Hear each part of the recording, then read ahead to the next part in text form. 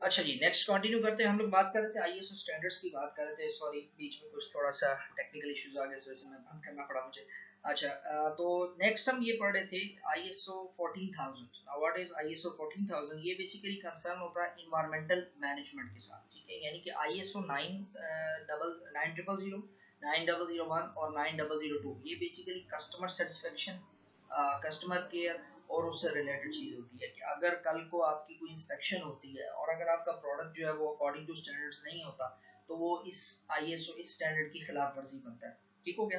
अच्छा, आईएसओ 14000 जो है ये इन्वायरमेंटल मैनेजमेंट के ऊपर होता है। इसमें ये होता है कि आपका देखा जाता है कि ये आपका जो प्लांट है वो क्या एनवायरनमेंट को खराब तो नहीं कर रहा, आबादी के करीब तो नहीं है, इंडस्ट्रियल एरिया में है, उसका जो वेस्ट है वो कहाँ जा रहा है, ये सारी चीजें एनवायरनमेंट से रिलेटेड जो इसमें बात की जाती है।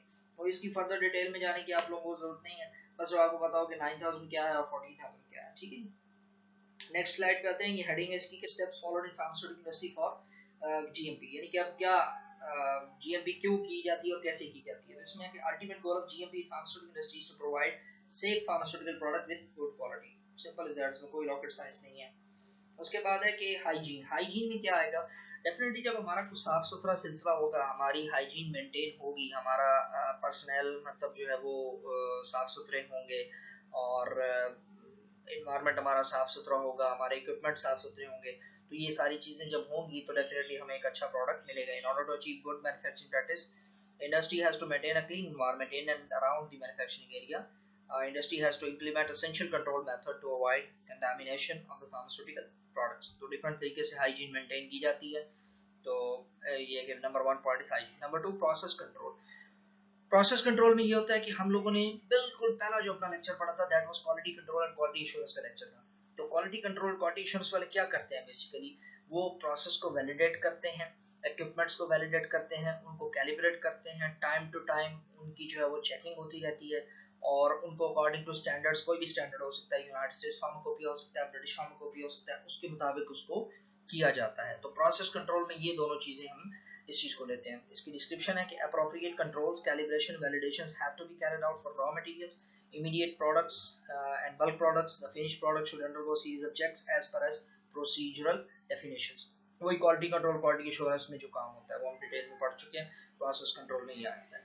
उसके बाद है मैनुअल चेकिंग। मैनुअल चेकिंग क्या होती है कि हमारा जो क्वालिटी कंट्रोल का मैनेजर है या कोई भी क्वालिटी एश्योरेंस या क्वालिटी कंट्रोल ऑफिसर है, वो क्या करता है, मैनुअली जो है ना वो सारी चीजें जो है ना देखते हैं, ऐसे नजर दौड़ा ली, ठीक है, डॉक्यूमेंट्स पे ऐसे नजर दौड़ा ली, उनको कहा कि अच्छा यार ये जरा थोड़ा सा देख लो, तो बस ये चीज होती है। तो इसमें मैनुअल चेकिंग में हम ये चीज कहते हैं कि any pharmaceutical product before marketing has to be checked and certified by authorised person to confirm that the products are manufactured with respect to the regulations. ठीक हो गया।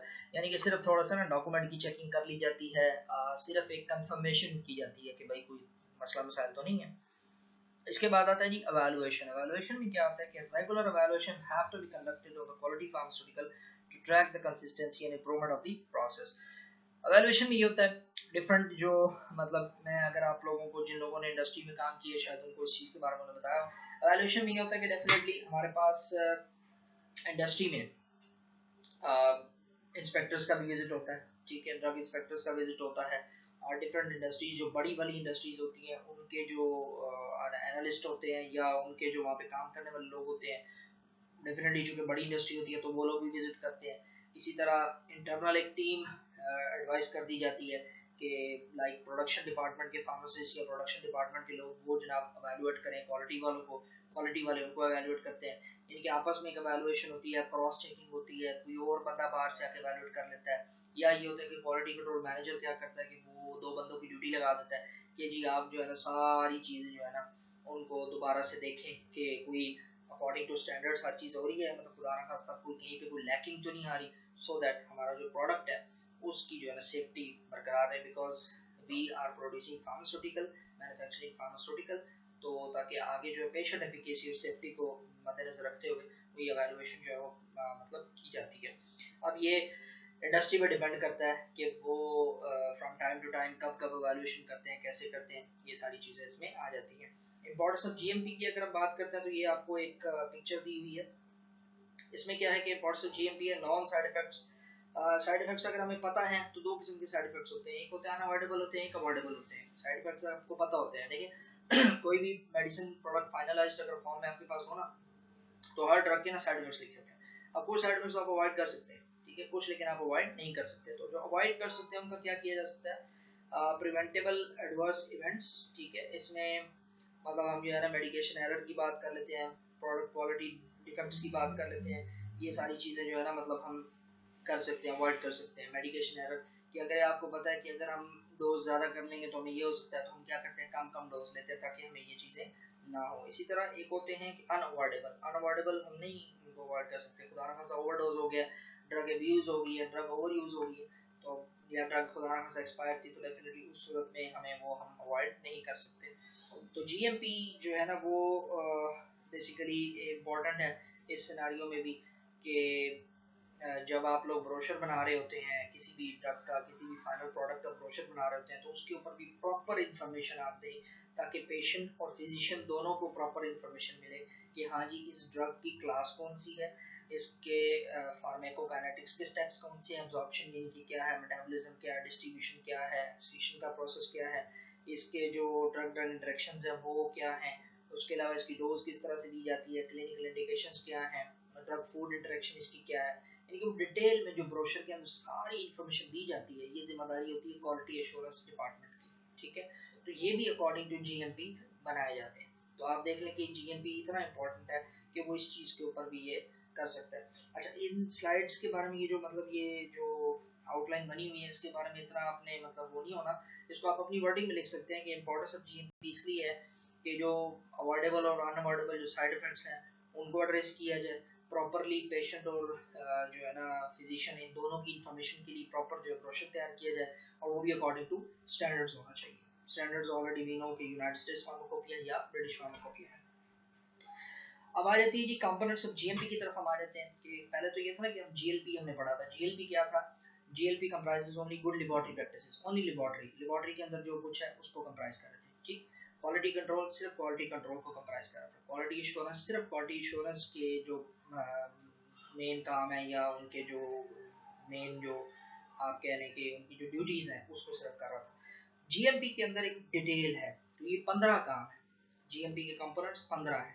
तो वाइवा पॉइंट ऑफ व्यू से ये बड़ा इंपॉर्टेंट है, ठीक है। वाइवा चाहे आपका इस सब्जेक्ट पेपर की बात कर लें, चाहे आप इंडस्ट्री का कोई अगर आप देने जाते हैं, तो ये चीज़ें आपके जहन में हो। अगर आप इंडस्ट्री में क्वालिटी कंट्रोल या क्वालिटी इंश्योरेंस के लिए इंटरव्यू देने जाते हैं तो ये इंपॉर्टेंट चीज़ें ये वो आपसे पूछते हैं इंटरव्यू में, ये चीज़ें पूछी जाती हैं कि कंपोनेंट्स क्या है, व्हाट इज जीएमपी, जीएमपी से आपकी मुराद क्या है, आईएसओ किसे कहते हैं, जीएलपी किसे कहते हैं, USP stands for quality controller, ये सारी चीज़ें पूछी जाती हैं। तो ये बेसिक्स हैं, तो ये एज ए फार्मासिस्ट आपको पता होना चाहिए। तो हम देख लेते हैं, we have a look on this. Number 1 है हमारे पास ये क्वालिटी मैनेजमेंट, ठीक है। नंबर 2 इनकी डिटेल फिर आगे है थोड़ी थोड़ी, उसको हम देख लेंगे। नंबर 2 क्वालिटी एश्योरेंस जीएमपी, उसके बाद हमारे पास क्वालिटी कंट्रोल है, sanitation hygiene, complaints and product recall है, कॉन्ट्रैक्ट प्रोडक्शन एंड एनालिसिस है, उसके बाद personal training, personal hygiene, equipment, documentation, holding, distribution, material, premises, यानी कि आप देख लेना कि इसके अंदर हर चीज़ आ रही है हमारे पास, ठीक है। Everything is included in GMP. अब इनकी थोड़ी थोड़ी हम डिटेल देख लेते हैं ना। व्हाट इज क्वालिटी मैनेजमेंट, कि फार्मास्यूटिकल इंडस्ट्री के अंदर क्या होता है जी, at large quality management usually defined as aspects of quality management function that determine the implementation of quality policy, the overall intention and direction of organization regarding the quality. Quality management से मुराद ये है कि इसके अंदर, quality management के अंदर हमारी जो ऑनर से लेकर नीचे गेट कीपर तक की जितनी भी हायरार्की है, जितनी भी हायरार्की है, every department, production, quality control, warehouse, store keeping, उसके अलावा पेरेंटल सेक्शन, हमारे क्वारंटीन्स, और जितने भी हमारे जो है ना वो डिपार्टमेंट्स होते हैं किसी भी इंडस्ट्री के, ठीक है, तो वो सब इसके अंदर अकॉर्डिंग टू स्टैंडर्ड्स चलने चाहिए, क्वालिटी पॉलिसी के मुताबिक चलने चाहिए। अब आपको जो भी पॉलिसी मिली हुई है, यानी कि ISO 9001 है अगर आपकी, और इसी तरह ISO 14000 है, तो आपको दोनों के मुताबिक चलना पड़ेगा। क्वालिटी मैनेजमेंट के अंदर ये है कि वी मेक श्योर कि जी हम अकॉर्डिंग टू क्वालिटी पॉलिसी चल रहे हैं। बाकी डिटेल्स आप इसमें देख लें, इसमें ये लिखा हुआ है कि जी क्या है जी कि appropriate infrastructure quality system encompassing the organizational structure, procedure, processes, resources, सारी चीजें, ठीक हो गया। क्वालिटी एश्योरेंस हम ऑलरेडी पढ़ चुके हैं, मेरा नहीं ख्याल कि मुझे कोई डिटेल्स आपको बताने की जरूरत है, उसको आप पढ़ लीजिएगा। उसके बाद हमारे पास आता है एक बड़ी इंपॉर्टेंट एक टर्म है quality risk management. QRM is a systematic process for the assessment, control, communication, and review of the risk to the quality of medicinal product. It can be applied both proactively and retrospectively. The quality risk management system should ensure that the evaluation of the risk to quality is based on scientific knowledge, experience with the process, and ultimately links to the product protection of the patient. And the level of effort, formality, and documentation of the QRM process is commensurate with the level of risk. Basic काम क्या जी क्यूआरएम का। क्यूआरएम quality risk management होता है। ये एक team announce कर दी जाती है, या ये होता है कि क्वालिटी कंट्रोल वाले ही बेसिकली काम कर रहे होते हैं। इनका काम वही होता है कि आप जो ये लफ्ज इसमें यूज हुआ है प्रोएक्टिवली रेट्रोस्पेक्टिवली। प्रोएक्टिवली का मतलब होता है कि आप कोई भी काम करने जा रहे हैं, करने से पहले उसके स्टैंडर्ड्स को चेक कर लें, करते वक्त स्टैंडर्ड्स आप चेक करते रहें, या रेट्रोस्पेक्टिवली कि एक बैच आपका तैयार होकर चला गया, तो जब वो गया तो आप उसको जो है ना वो अब आप देखेंगे, एनालाइज करेंगे कि ये जो हमारा बैच चला गया कि that was according to standards और नॉट, कि इसमें कोई मसला मसाइल तो नहीं था। ठीक है, अगर था तो उसको एड्रेस किया जाए कि वो मसला क्या था, क्यों हुआ, उसको किस तरह से दूर किया जा सकता है, ये चीज़ आती है। प्रोएक्टिवली नहीं होता कि आप ऑलरेडी इस चीज़ से मतलब आपके जहन में होता है। तो जब क्यूआरएम प्रॉपरली टाइम टू टाइम चल रहा होता है ना, तो उसमें फिर ये होता है कि आपको कोई मसला मसाइल नहीं फेस करना पड़ता। ठीक है, आपको कोई इशू नहीं होता। ये हम क्यों करते हैं? ये हम बेसिकली पेशेंट की एफिकेसी के लिए कर रहे हैं, पेशेंट की सेफ्टी के लिए कर रहे हैं। और अगर मैं इंपॉर्टेंट एक पॉइंट आप लोगों को बताऊं तो ये है कि डेफिनेटली हर फार्मास्यूटिकल इंडस्ट्री का मतलब मेन जो मकसद होता है वो ये होता है कि हमें ज़्यादा से ज़्यादा बेनिफिट्स और हमें ज़्यादा से ज़्यादा प्रॉफिट मिले, हमारा प्रोडक्ट ज़्यादा से ज़्यादा चले। तो जब आप चाहते हैं कि आपका प्रोडक्ट ज़्यादा से ज़्यादा चले, फिजिशियंस उसको प्रिस्क्राइब करें, पेशेंट जो है वो कंप्लायंस अच्छी हो, पेशेंट उसको मतलब आपसे लॉयल हो जाए आपके उस प्रोडक्ट के साथ, तो ये सारी चीज़ें करने के लिए आपको क्वालिटी प्रोडक्ट बनानी पड़ती है। तो वंस क्वालिटी प्रोडक्ट बनाने के लिए क्या ज़रूरी है कि आपका ये जो मैनेजमेंट सिस्टम है क्वालिटी रिस्क मैनेजमेंट, ये अप टू डेट होना चाहिए। तो क्वालिटी रिस्क मैनेजमेंट क्यूआरएम के अंदर ये सारी चीज़ें की जाती हैं। तो ये अकॉर्डिंग टू एवेल्युएशन किस तरह होती है, scientific knowledge, experience with process, फलाना फलाना, वो अकॉर्डिंग टू स्टैंडर्ड सारी चीज़ें चेक की। उसके बाद है basic requirements of the GMP are के all manufacturing processes are clearly defined. ठीक है, क्लियर डिफाइंड हो आपके, systematically in light of experience shown to be capable of consistently manufacturing product. ठीक हो गया। उसके बाद qualification validation are perform, all necessary resources are provided, instructions and procedure are clear, written in ambiguous language, operators are trained, और ये वो। यानी कि जीएपी के अंदर नंबर 1 पहले पॉइंट से हम लेते हैं। पहले पॉइंट से क्या है कि मैन्युफैक्चरिंग प्रोसेस जो है वो आपके क्लियरली डिफाइंड होने चाहिए। ठीक है, अब मैन्युफैक्चरिंग प्रोसेस हमारे क्या है? हमारे मैन्युफैक्चरिंग प्रोसेस है like there is one pharmaceutical company जो कि अपने कोई भी प्रोडक्ट तैयार कर रही है वो अकॉर्डिंग टू यूएसपी कर रही है, यूनाइटेड स्टेट्स फार्माकोपिया कर रही है। तो हमारे जो मैन्युफैक्चरिंग प्रोसेस है वो क्या है जी, according to USP, and they are written in our brochures और सारा कुछ, और ये वो। ठीक हो गया, तो वो आपको यूएसपी जो है वो सारी आपको गाइडलाइंस दे देगा। दूसरा पॉइंट है कि qualification and validation of perform. ठीक है, qualification and validation of perform, कि आपका जो इंस्ट्रूमेंट है क्या वो इस काबिल है कि आप ये जो टेस्ट कर रहे हैं क्या वो करेगा। तो आप उसके मतलब क्वालिफिकेशन देखेंगे। वैलिडेशन का मतलब है कि आप उसको वैलिडेट करेंगे कि हाँ जी हम जो काम कर रहे हैं, हमने जो भी टेस्ट किया है वो अकॉर्डिंग टू स्टैंडर्ड ही उसका जवाब आया है हमारे पास जो रिजल्ट है वो अकॉर्डिंग टू स्टैंडर्ड ही आया। तो ये इसको वैलिडेट करना होता है। तो जब आप कैलिब्रेट करते हैं तो तब वो आपके पास वैलिडेशन, ये जो भी है क्वालिफिकेशन वैलिडेशन, यानी इंस्पेक्शन के थ्रू आप ये चीज़ कर सकते हैं। उसके बाद all necessary resources are provided. Necessary resources का मतलब ये होता है, रिसोर्सेज में ये होता है कि आपकी मसलन लेट्स सपोज एक फार्मास्यूटिकल कंपनी है, उसके रिसोर्सेज क्या होने चाहिए? उसका क्वालिटी डिपार्टमेंट मेक श्योर करें कि वो जनाब उसकी सारी मशीनरी पूरी हो।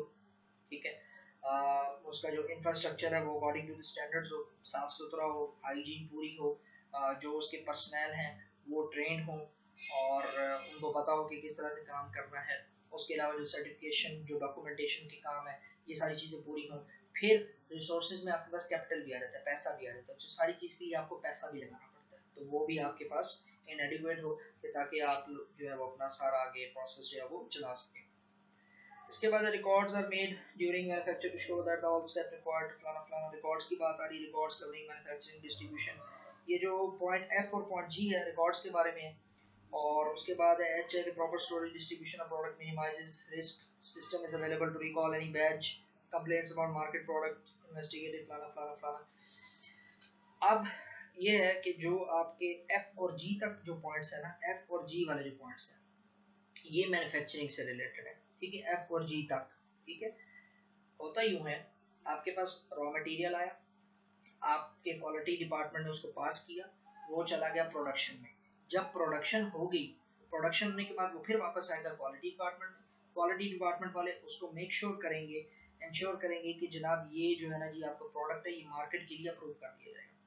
वहां से वो प्रोडक्ट जो है वो आपका चला जाएगा वेयर हाउस के अंदर। वेयर हाउस में जो है वो रिकॉर्ड रखा जाएगा कि जी हमारा जो है ना वो, ये जो रिकॉर्ड है ये वेयर हाउस में भी रखा जाएगा, और सारा रिकॉर्ड हर स्टेप के ऊपर हर पर्टिकुलर डिपार्टमेंट के अंदर क्वालिटी वाले अपना रिकॉर्ड रखेंगे, प्रोडक्शन वाले अपना रिकॉर्ड रखेंगे, वेयर हाउस वाले अपना रिकॉर्ड रखेंगे। ये सारा रिकॉर्ड के अंदर ये चीज बताएगी कि हर चीज रिकॉर्ड जो है वो मेंटेन किया जा सके। ये एफ और जी पॉइंट आप डिटेल में पढ़ेंगे तो आपको समझ आ जाएगा कि रिकॉर्ड कहाँ कहाँ किस तरह से उसको जो है वो देखा जाता है। उसके बाद है कि प्रॉपर स्टोरेज और distribution of products minimises the risk to their quality.